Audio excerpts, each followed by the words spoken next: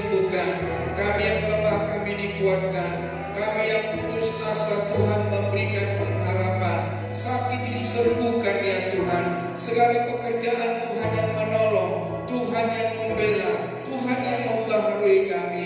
Kasih karunia, anugerah dan kemurahan-Mu ya Tuhan melimpah atas kami dari pertengahan sampai pada akhirnya. Terpujilah Engkau Tuhan dalam nama Yesus Kristus. Kami berdoa dan kami sambut kebenaran firman Tuhan. Yang diberkati Tuhan sama-sama berkata amin. Silakan duduk Bapak Ibu Saudara, selamat pagi, Shalom. Hari ini kita akan belajar kebenaran firman Tuhan yang bertemakan adalah lebih akrab dengan Roh Kudus. Jadi hari ini kita mau lebih akrab, lebih dekat, lebih melekat, lebih karib, lebih bersahabat dengan Roh Kudus.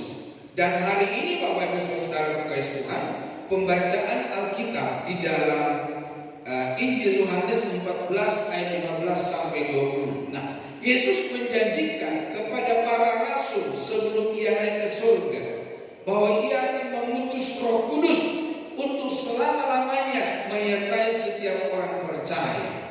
Bahkan sebelum dia naik ke surga, dia berkata, jangan tinggalkan Yerusalem, biarlah kamu di Yerusalem, dan sebelum kamu penuh Roh Kudus, janganlah tinggalkan Yerusalem. Saya akan memenuhi kamu dengan Roh Kudus. Jadi Bapak Ibu Saudara kekasih Tuhan, Tuhan mau supaya setiap orang dipenuhi Roh Kudus. Tuhan mau supaya setiap kita Roh Kudus yang memenuhi kita. Nah Bapak Ibu Saudara, kita harusnya mengenal dan makin akrab dengan Roh Kudus. Nah yang pertama, siapa Roh Kudus itu? Jadi Bapak Ibu Saudara kekasih Tuhan, siapakah Roh Kudus? Dalam sekte tertentu, Roh Kudus dianggap hanya sekedar kuasa seperti tenaga dalam. Jadi sekte-sekte yang di luar kekristenan, dia pikir Roh Kudus itu hanya tenaga dalam dari Tuhan. Padahal dia adalah Roh Allah sendiri. Dia sama dengan Allah. Dia sama dengan Yesus Kristus Tuhan kita. Nah menurut Alkitab, kenapa PowerPoint saya nggak bisa jalan?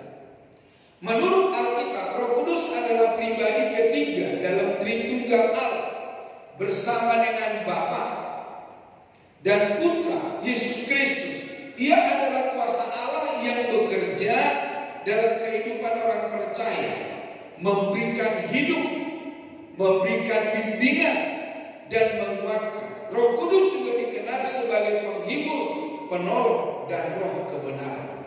Jadi pastikan Bapak Ibu Saudara, setiap kita yang hadir hari ini, supaya Roh Kudus yang memberikan hidup, yang memberikan semangat, yang memberikan bimbingan bagi kita untuk semakin hari semakin berkenan, semakin hari kita semakin menjadi berkat.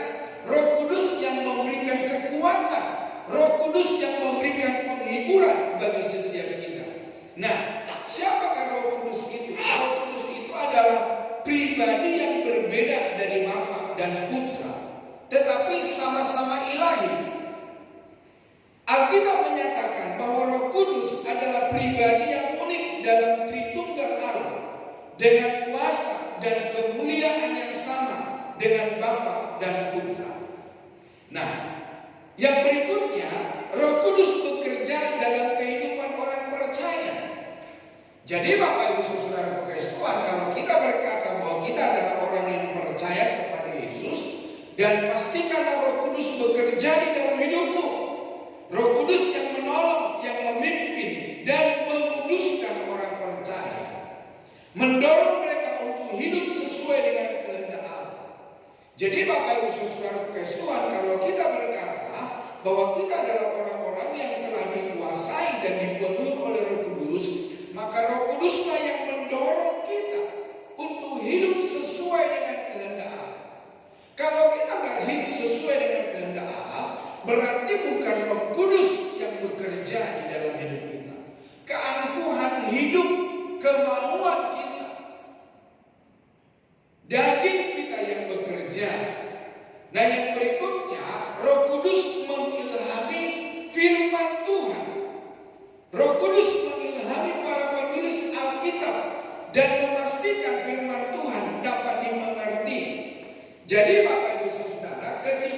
membaca Alkitab, ketika kita tidak mengerti apa arti kebenaran firman Tuhan.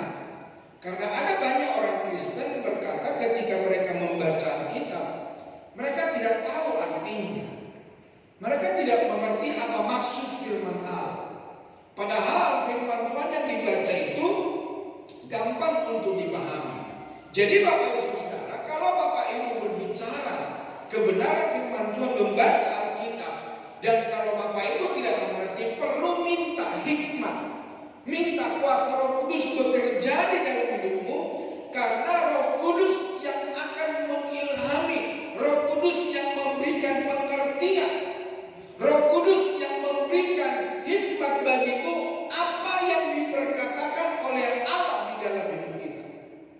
Dan jikalau hidupmu berkata kau dipenuhi Roh Kudus dan engkau tidak mengerti firman Tuhan, engkau tidak menjalankan firman Tuhan, bukan Roh Kudus yang bekerja, tapi Roh Kudus kedagingan yang bekerja di dalam hidupmu.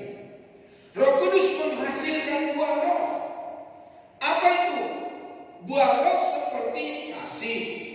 Kalau engkau berkata dipenuhi Roh Kudus, maka engkau punya kasih. Engkau akan bersuka cita.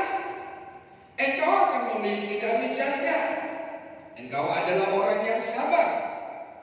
Engkau yang penuh dengan kemurahan. Engkau yang dipenuhi Roh Kudus, engkau punya kebaikan. Engkau juga punya kesetiaan, kelemah lembutan, dan penguasaan diri. Engkau tidak akan bekerja dengan sembarangan, dengan sembrono. Engkau tidak akan berkata-kata dengan keinginanmu sendiri, tapi engkau akan berkata-kata sesuai dengan buah roh yang roh izinkan ada di dalam hidupmu. Jadi Bapak Ibu Saudara, firman Tuhan berkata, bagaimana kita menilai seseorang? Apakah mereka hidup di dalam kuasa Roh Kudus? Bukan oleh karena mereka berglosolali, bukan karena mereka berbahasa roh, tetapi saudara, firman Allah berkata, kamu dapat menilai seseorang dari buahnya. Bagaimana buahmu dan buahku? Bagaimana kita memiliki belas kasihan? Bagaimana kita memiliki kesabaran? Bagaimana kita memiliki penguasaan diri di dalam hidup ini? Bagaimana kita menjalani hidup ini sesuai dengan kehendak dan rencana Allah? Roh Kudus memberikan karunia-karunia roh. Apa itu karunia roh? Karunia roh adalah ketika kita melayani, maka terjadilah kesembuhan. Ketika kita berdoa, maka terjadilah kesembuhan. Ada pengurapan baru, ada nubuat, ada bahasa roh. Jadi tidak ada seorang pun yang melarang kita untuk berbahasa roh. Tapi firman Allah berkata berbahasa roh untuk membangun diri sendiri. Jadi Bapak Ibu Saudara, bahasa roh dipakai untuk membangun diri kita, bagaimana kita bertumbuh di dalam Kristus. Nah, Roh Kudus menyelamatkan dan menguduskan. Jadi Bapak Ibu Saudara, kenapa ada banyak orang ketika mendengar firman Allah, mereka tidak berubah-ubah, mereka tidak bertobat-bertobat, mereka tidak berbalik kepada kebenaran firman Tuhan. Berarti kita bisa menilai Roh Kudus sudah bekerja di dalam hidupnya. Nah, Bapak Ibu Saudara, ketika seseorang mendengar firman Allah dan mereka menerima firman itu di dalam hidupnya, maka Roh Kudus bekerja menyelesaikan segala dosa, membebaskan mereka dari kuasa kegelapan. Jadi Bapak Ibu Saudara kasih Tuhan, ketika firman Allah ditaburkan, firman Tuhan itu yang mengubahkan kita, yang membaharui hidup kita, yang membuat kita mengenal Tuhan secara pribadi. Kalau kita mengeraskan hati, kalau kita tidak hidup di dalam kebenaran firman Allah, berarti kita tidak memiliki Roh Kudus. Memang kita berbahasa roh, berglosolali, tapi hanyalah ikut-ikutan, saudara, latah, kebiasaan buruk. Nah, di dalam firman Tuhan, di dalam Titus 2 ayat 12 sampai 14 dikatakan, Titus 2 ayat 12 sampai 14 dikatakan begini. Ia mendidik kita supaya kita meninggalkan kefasikan, keinginan keinginan duniawi. Bagaimana? Masih ada kefasikan dalam hidup kita? Masih ada keinginan-keinginan duniawi di dalam hidupmu? Dan supaya kita hidup bijaksana. Sudahkah engkau bijaksana? Adil dan beribadah di dalam dunia sekarang ini. Beribadah bukan hanya sekedar kita ada di gereja, tapi Roma 12 berkata, persembahkanlah hidupmu yang kudus dan yang berkenan. Jadi bukan hanya kita ada tuntutan di gereja, tapi peribadatan kita sungguh-sungguh memuliakan Tuhan. Ketika lagu dinaikkan, kita memuji Tuhan dengan sungguh-sungguh. Ketika lagu dinyanyikan, kita menyembah Tuhan dengan sungguh-sungguh. Dengan menantikan penggenapan pengharapan kita yang penuh bahagia dan penyataan kemuliaan Allah yang maha besar dan juru selamat kita Yesus Kristus, yang telah menyerahkan dirinya bagi kita untuk membebaskan kita dari segala kejahatan dan untuk menguduskan bagi dirinya suatu umat kepunyaannya sendiri yang rajin berbuat baik. Jadi ada sebuah perubahan hidup, ada sesuatu yang orang lain bisa lihat. Kalau tadinya kita hidup kasar, sekarang sudah tidak, Bapak Saudara. Kalau tadinya kita hidup bekerja atau pimpinan dalam sebuah organisasi, kita orang kasar, setelah kita diubahkan oleh Tuhan, kita menjadi lemah lembut. Ada sebuah perubahan. Tetapi kalau kau mengiring Tuhan, semakin hari semakin sadis. Bukan Roh Kudus yang bekerja di dalam hidupmu. Nah, Roh Kudus mengampuni dosa. Roh Kudus memampukan orang percaya untuk mengampuni dosa dan hidup dalam kebenaran. Ketika Roh Kudus ada di dalam hidup orang percaya, maka orang percaya itu mampu untuk melepaskan segala dosa dan kejahatan di dalam hidupnya. Dan sekarang dia mulai hidup di dalam kebenaran, melakukan kehendak Tuhan. Di dalam Ibrani pasal 9 ayat 13 mulai dikatakan. Ibrani pasal 9 ayat 13. Sebab jika darah domba jantan dan darah lembu jantan dan percikan abu lembu muda menguduskan mereka yang najis sehingga mereka disucikan secara lahiriah. Jadi secara lahiriah ini kita disucikan. Kita hidup berkenan kepada Tuhan. Jadi kita tidak hidup melalui dosa, keinginan daging kita. Lahiriah kita disucikan. Firman Tuhan yang diberitakan termeterai, bukan di atas kaca, bukan di atas batu, bukan di atas pasir, tapi terukir di loh hati manusia, yang membuat manusia itu berubah 180 derajat sesuai dengan kehendak dan rencana Tuhan. Betapa lebihnya darah Kristus yang oleh Roh yang kekal telah mempersembahkan dirinya sendiri kepada Allah sebagai persembahan yang tak bercacat, akan menyucikan hati nurani kita dari perbuatan-perbuatan yang sia-sia, supaya kita dapat beribadah kepada Allah yang hidup. Jadi hati nurani kita disucikan dari perbuatan yang sia-sia. Bagaimana hari ini, Saudara? Masih melakukan yang sia-sia? Mintalah Roh Kudus yang memampukan kita. Mintalah Roh Kudus yang hidup di dalam hidup kita, supaya kita sesuai dengan kehendak Allah. Di dalam Wahyu 22 ayat 11 dan 12 dikatakan begini. Barang siapa yang berbuat jahat, biarlah ia terus berbuat jahat. Jadi kalau hari ini, Bapak Saudara, kita mau berbuat jahat, ya udah teruskan saja. Seberapa firman Tuhan yang telah kau dengar dan menegurmu kau tidak bertobat, ya udah perbuatlah yang jahat. Lakukanlah semaumu dan seenakmu sendiri. Dan barang siapa yang benar, biarlah ia terus berbuat kebenaran. Bagi Bapak Ibu yang melakukan kebenaran, yang hidup dalam kebenaran, hiduplah dalam kebenaran.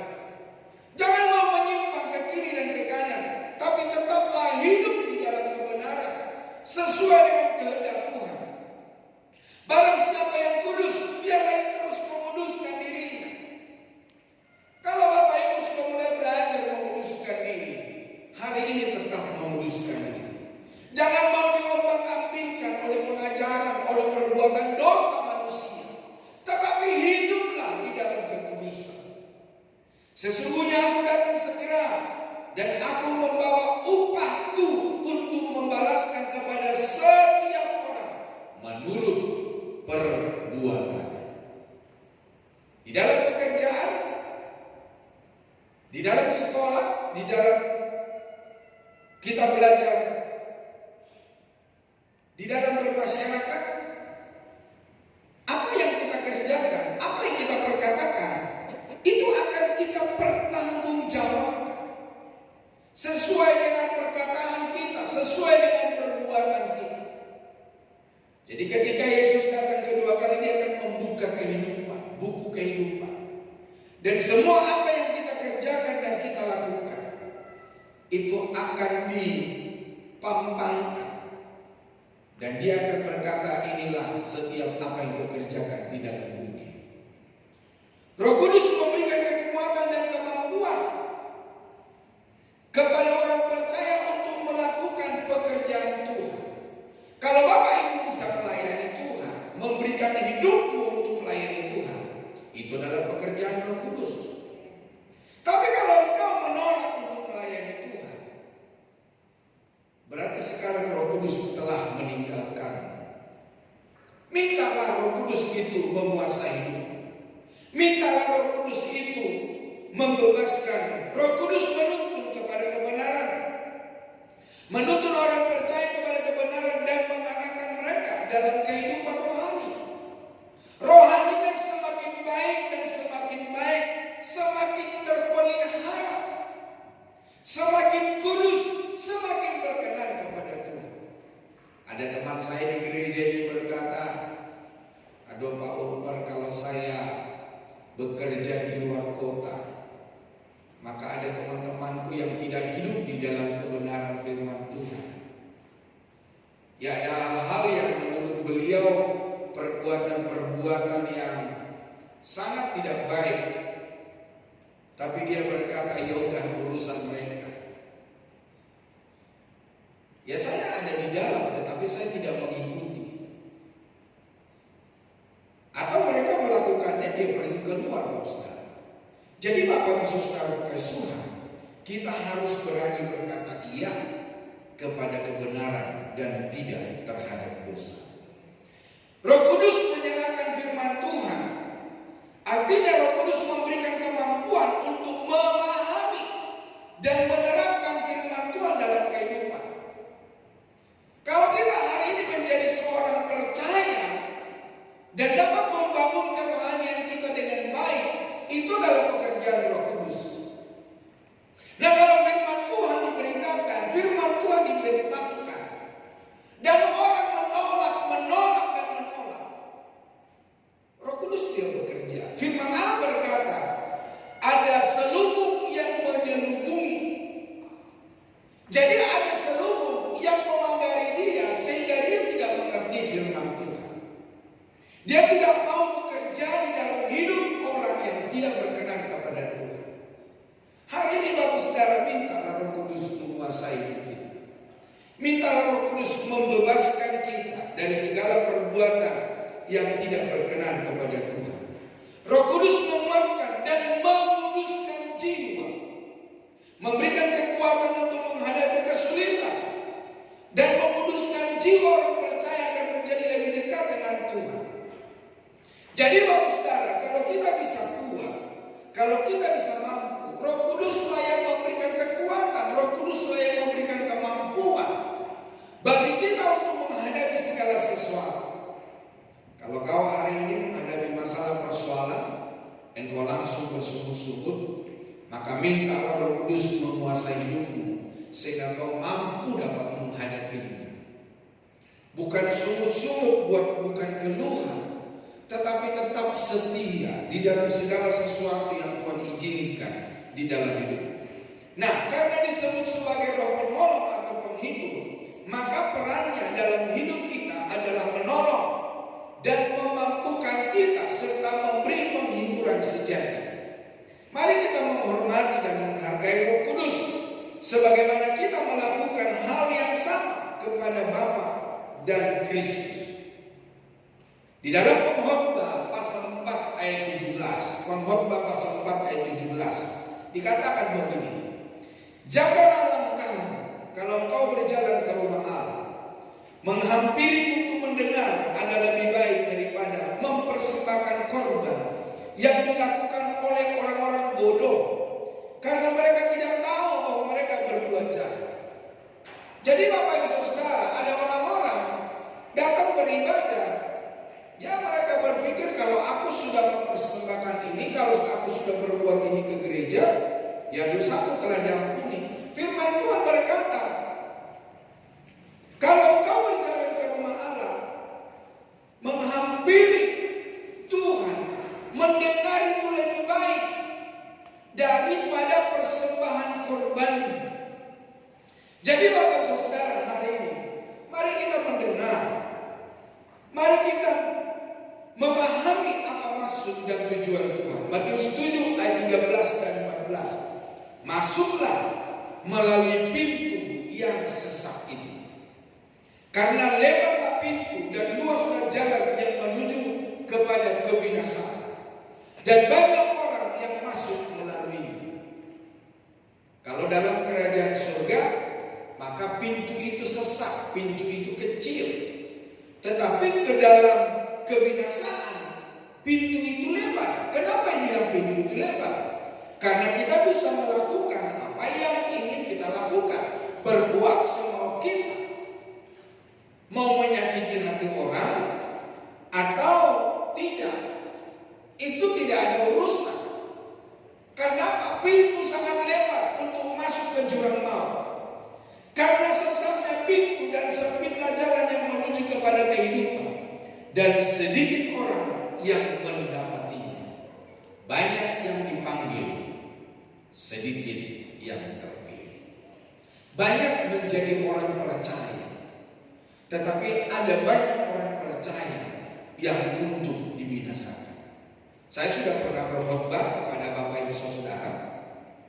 Ternyata anak-anak kerajaan itu, ketika mereka sudah sampai di surga, ada di hadapan Bapak Abraham, ternyata mereka dibinasakan, dilemparkan. Jadi jangan berpikir Bapak Saudara, ketika kita ada di gereja hari ini, kita adalah calon-calon kerajaan surga. Iya, bisa kita masuk dalam kerajaan surga. Tetapi apakah kita orang-orang yang dipilih oleh Tuhan untuk menikmati kedamaian, menikmati kerajaan 1000 tahun? Karena ketika kita ada di dalam kerajaan surga, kita masih bisa dilemparkan. Jadi betapa sempitnya jalan ke surga, sempitnya di jalan kekekalan. Kalau kita tidak waspada di dalam hidup ini, kalau kita tidak melakukan kehendak Tuhan, sia-sialah peribadatan kita. Sia-sialah waktu yang Bapak Ibu persembahkan kepada Tuhan. Sia-sialah waktu yang kau berikan kepada Tuhan. Kalau toh pada suatu saat kita dilemparkan dari kerajaan surga. Dan berbahagialah orang yang hidup sesuai dengan kehendak Tuhan. Matius 22 ayat 12, 13 dan 14 berkata, ia berkata kepadanya, hai saudara, bagaimana kau masuk kemari dengan tidak mengenakan pakaian pesta? Tetapi orang itu diam saja. Lalu kata raja itu kepada hamba-hambanya, ikatlah kaki dan tangannya dan campakkanlah orang itu ke dalam kegelapan yang paling gelap. Di sanalah akan terdapat ratap dan kerta gigi, sebab banyak yang dipanggil, tetapi sedikit yang dipilih. Adakah Bapak Ibu memakai pakaian pesta itu? Ada Roh Kudus yang mengubahkan hidupmu?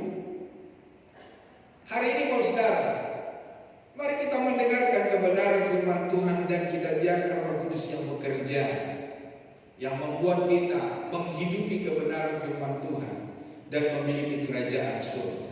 Yang kedua, bagaimana bisa akrab dengan Roh Kudus?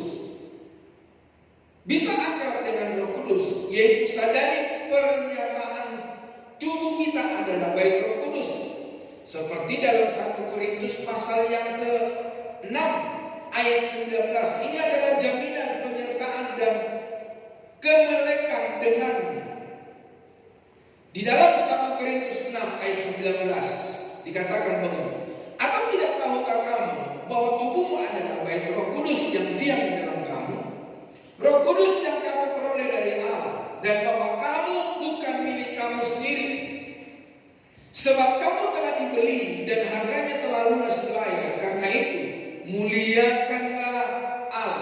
dengan tubuh.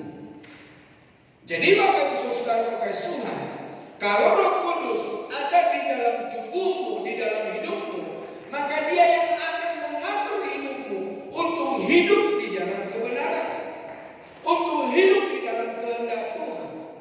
Tetapi Bapak Saudara, kalau hari ini engkau ada di dalam gereja dan tidak ada penguasaan diri di dalam hidupmu, berarti kedaginganlah yang bekerja.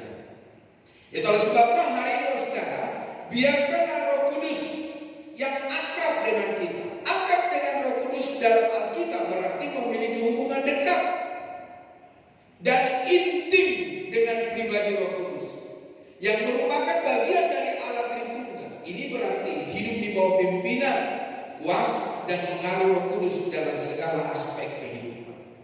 Jadi kalau kau dipenuhi Roh Kudus, kalau kau akrab dengan Roh Kudus, maka Roh Kudus itu yang memimpin pribadimu. Jadi kalau hari ini kedaginganmu, keinginanmu yang memimpin hidupmu, minta supaya Roh Kudus yang akrab.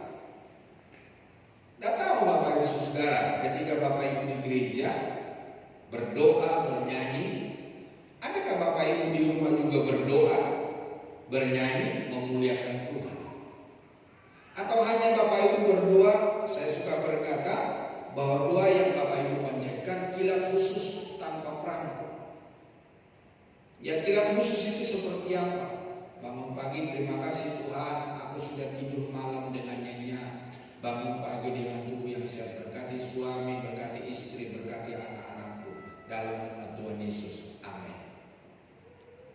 Adakah Bapak Ibu pujian penyembahan? Adakah Bapak Ibu berdoa buat bangsa dan negara? Apakah Bapak Ibu berdoa buat gereja?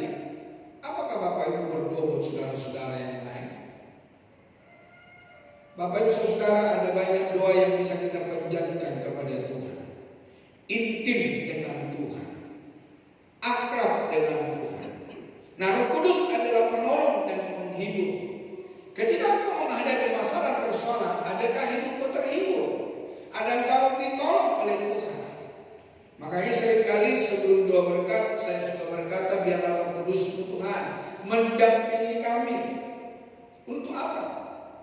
Supaya Roh Kudus yang memberikan penghiburan bagi kita, Roh Kudus yang memberikan kekuatan bagi kita, Roh Kudus yang memberikan damai sejahtera bagi kita.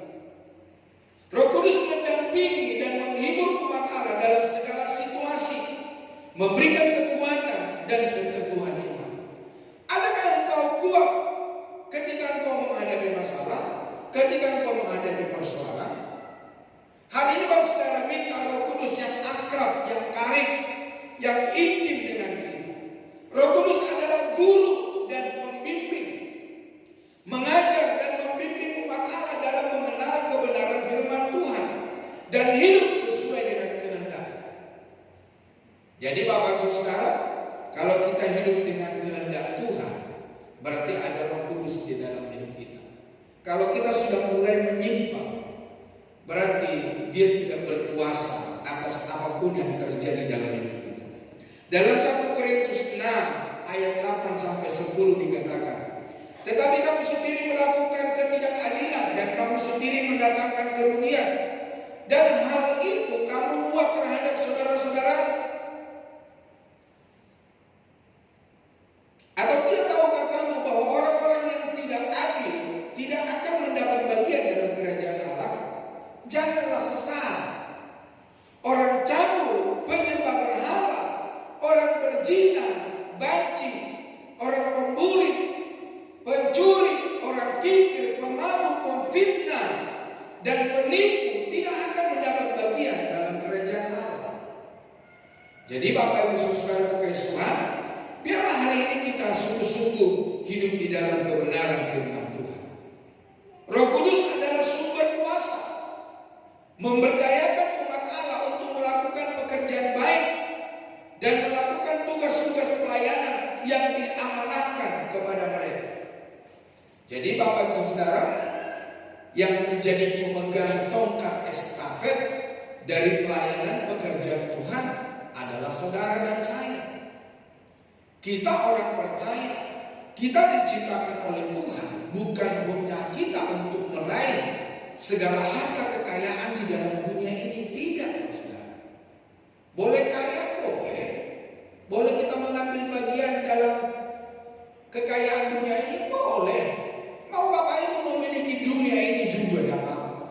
Tapi jangan lupa, Tuhan menciptakan Bapak Ibu Saudara di dalam dunia ini untuk menjadi alatnya, memberitakan firman Tuhan, hidupmu, hartamu, anak-anakmu, kekayaanmu untuk hormat dan kemuliaan Tuhan. Boleh belajar pintar, wah itu sangat dibutuhkan. Itu sangat dibutuhkan di gereja. S1, S2, S3, doktor. Itu sangat dibutuhkan di dalam gereja. Tetapi saudara, apakah kita hanya mendapatkan gelar doktor dan kita tidak berfungsi di dalam pelayanan pekerjaan Tuhan? Bapak Ibu Saudara, di zaman sekarang, zaman ini ada perkuliahan buat kita semua. Buat Bapak Ibu yang belum punya gelar bisa kuliah. Ya, jangan berpikir wah nanti saya bayar SKS. Di tempat kuliah ini tidak bayar SKS, tidak bayar gedung. Jadi Bapak Ibu Saudara hanya bayar ketika kuliah ikut Zoom 2 kali seminggu. Jadi dia 1 bulan itu bisa 8 kali, 150 kalau S2, S3 200, S1 100 ribu saudara. Nah kalau tatap muka, Bapak Ibu kalau S2 150 ribu, S3 200 ribu. Bapak Ibu yang belum selesai kuliah di tempat ini, Bapak Ibu Saudara bisa dapat kuliah. Jadi Bapak Ibu Saudara, perkuliahan bukan kuliah abal-abal saudara, tetapi ada sertifikat, ada kalau semacam SMA itu STTB, ijazah terdaftar di Dikti. Jadi Bapak Ibu Saudara, Bapak Ibu zaman sekarang perkuliahan bebas, bisa lewat Zoom, bisa tatap muka, saudara. Jadi marilah kita belajar, karena gereja pun sangat membutuhkan. Tetapi bukan hanya kita memiliki sebuah gelar, tetapi hidup kita berfungsi. Jika kita menyadari penyertaannya, kita akan menghadapi kekhawatiran dan ketakutan apapun di dunia ini dengan keberanian yang berasal darinya.